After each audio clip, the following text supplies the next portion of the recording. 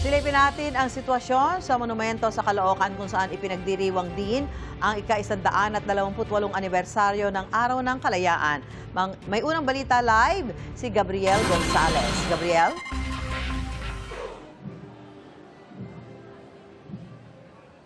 Susan, good morning at maligayang Araw ng Kalayaan. Nag-umpisa na nga ang pagdiriwang ng ika-128 anibersaryo ng Araw ng Kalayaan dito sa pambansang bantayog ni Andres Bonifacio sa lungsod ng Caloocan. Dumating na rin si DSWD Secretary Rex Gatchalian at ilang opisyal ng Caloocan LGU.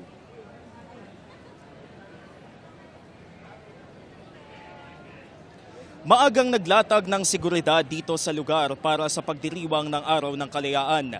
Mahigit 300 pulis mula sa Caloocan PNP at Northern Police District ang nakadeploy sa Monumento Circle ngayon.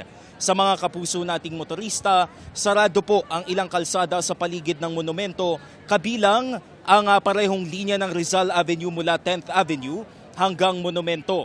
Sarado rin ang EDSA southbound mula monumento hanggang B. Serrano Street, Samson Road mula Dagohoy Street hanggang monumento at ang isang linya ng MacArthur Highway.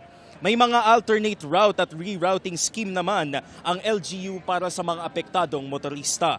Sa lagay naman ng trapiko, mabilis lamang ang galaw ng mga sasakyan papasok dito sa MacArthur Highway. Ayon sa Caloocan Public Safety and Traffic Management Department, mas mainam ang lagay ng trapiko ngayon dahil nagtalaga ng zipper lane sa MacArthur Highway.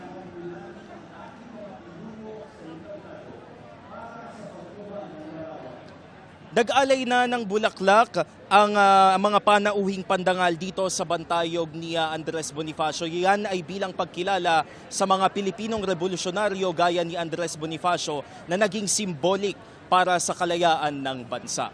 Yan muna ang pinakasariwang balita mula dito sa lungsod ng Caloocan. Gabriel Gonzales, GMA News.